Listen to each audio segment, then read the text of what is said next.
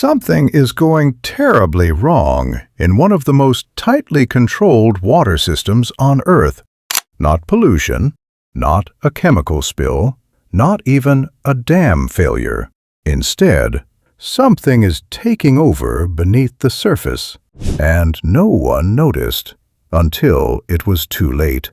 In just 40 years, a single fish species has exploded so aggressively that it now makes up to 90% of all fish biomass in parts of Australia's largest river system. And here's the twist. It doesn't hunt, it doesn't bite, it isn't even poisonous. Yet somehow, it's turned clear rivers into murky water 10 times cloudier, ripped plants from the riverbed, and started collapsing an entire ecosystem. Scientists have tried everything: massive nets, electric barriers, even viruses. Nothing worked. Until they tried something completely unexpected. Not by destroying the species, but by bringing something back.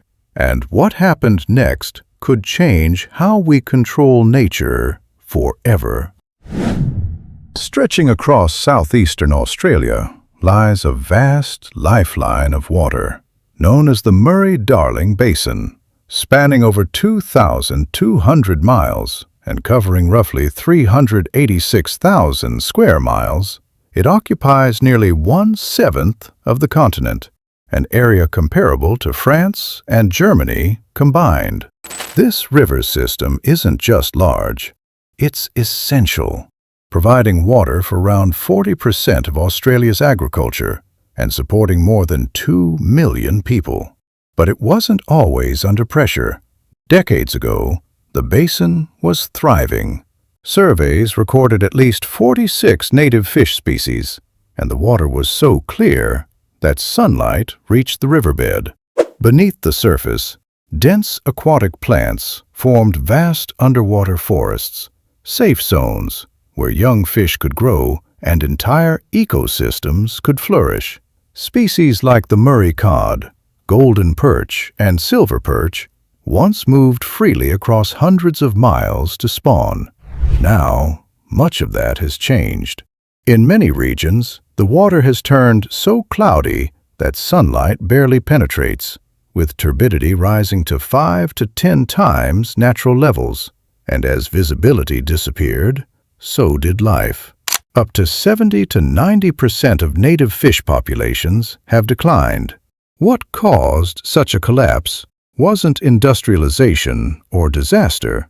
It began with something far more ordinary, a fish that didn't belong here. The culprit is the common carp, a species originally from Europe and Asia, introduced to Australia in the mid-1800s as a food source and for recreational fishing. Carp initially caused little concern, remaining mostly confined to ponds and artificial waterways for decades. Then came the turning point. In the 1960s, a resilient strain escaped into the wild, while widespread flooding swept across rivers, destroying fish farms and releasing carp into the Murray-Darling Basin. From there, conditions aligned almost perfectly. Carp thrive where many native fish struggle, tolerating muddy water, high temperatures, and low oxygen levels. And once established, they spread fast. What happened next changed the entire system. Today, in many parts of the river system, carp make up 70 to 90% of total fish biomass. Across the basin, their mass is estimated at the equivalent of more than 50,000 African elephants. Their reproduction only accelerates the problem. A single female can release hundreds of thousands, even up to 1 million eggs, in one season. During floods, thousands gather in shallow waters, churning the surface so violently it resembles a boiling cauldron. In one event in 2023, fishers captured up to 18,000 carp in a single session, yet this barely dented the population. Because for every fish removed, countless more remain. What makes carp so destructive isn't aggression, it's how they feed. Instead of chasing prey, carp dig. They root through the riverbed, sucking in mud, extracting tiny organisms, then expelling the sediment back into the water. An adult carp can disturb dozens of pounds of mud every day. Now multiply that by thousands of fish in a single stretch of river, and the entire system begins to shift. Tons of sediment are constantly stirred into the water, like a fleet of excavators running non-stop beneath the surface. The result is catastrophic, and it spreads. The water turns murky, sunlight disappears. Without light, aquatic plants, once covering vast areas, begin to die off. In some regions, up to 70 to 90% of these underwater plant beds are gone, and with them, entire ecosystems begin to collapse.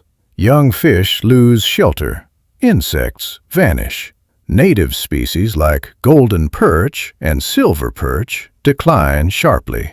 Even birds like the Australian pelican and black swan drop significantly in affected wetlands. For over 4 decades, authorities have tried to reverse this. Commercial fishing removes hundreds of tons of carp each year in South Australia, but compared to a total biomass in the hundreds of thousands of tons, that's less than 1% per year, like trying to drain a lake with a bucket. Faced with failure, scientists considered something extreme: a virus. The cyprinid herpes virus 3, designed to target carp, could potentially eliminate 70 to 90% of the population, but the risk was enormous. If deployed, hundreds of thousands of tons of dead fish could flood the river system, and as they decomposed, oxygen levels would plummet. If dissolved oxygen drops below 2 milligrams per liter, native fish could suffocate. This wasn't just theoretical. Between 2018 and 2019, a severe drought pushed water temperatures to 86 to 95 degrees Fahrenheit, triggering a die-off of over 1 million fish, most of them carp. The river became a graveyard, bodies floating, rotting, consuming the oxygen around them. It was a glimpse of what a full-scale die-off could look like. So instead of wiping carp out entirely, scientists asked a different question. What if the solution wasn't destruction, but restoration? Not by adding something new, but by bringing back what was already gone. Because long before carp took over, the river had a natural regulator: the Murray cod, a predator that can grow up to 5 to 6 feet long and weigh over 220 pounds. It once dominated the ecosystem. In the early 20th century, Murray cod made up more than 80% of predatory fish biomass, but dams, habitat loss, and overfishing caused their numbers to collapse by 70 to 90%, and in their absence, the invasion began. Unlike carp, Murray cod don't chase. They wait. Hidden among submerged logs and deep river shadows, they strike in an instant. Adult carp are often too large to hunt, but juveniles, just 2 to 8 inches long in their first year, are ideal targets. Studies show carp appear in around 35% of Murray cod stomach samples, making them a significant food source. And it's not just them. Golden perch also feed on carp, while eggs and larvae are eaten by a wide range of species. Together, this creates a natural network of control, a system that targets carp at their most vulnerable stage. For a species capable of producing up to 1 million eggs per female, even small reductions in early survival can have a massive impact over time.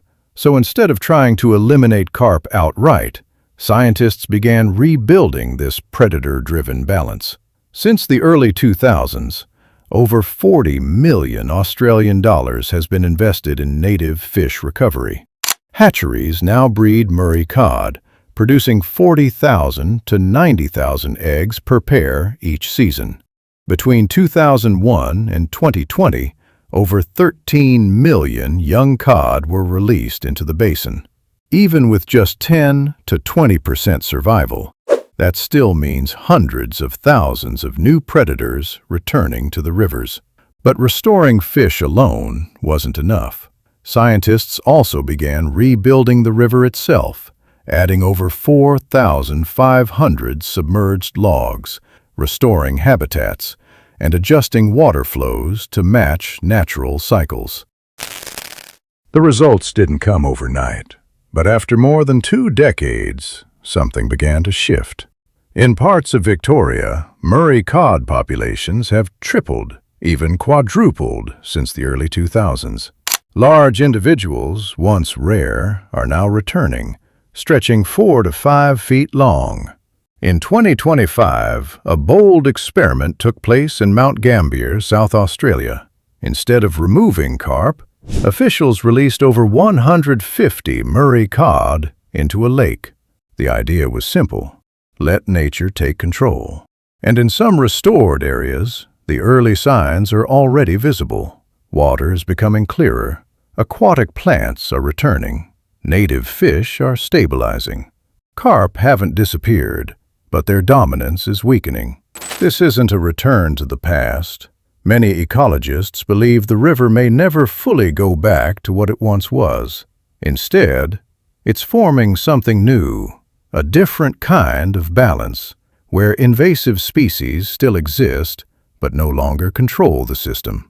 A system shaped less by constant human intervention and more by restored natural forces. Because in the end, this was never just about fish. It's about a deeper question. When ecosystems collapse, is it ever possible to truly restore them to their original state? And beyond that, should humans actively engineer nature to fix the damage, or let natural predators and time handle the balance on their own? Share your thoughts in the comments below. And if you enjoyed this story, don't forget to like and subscribe for more real-world environmental stories like this.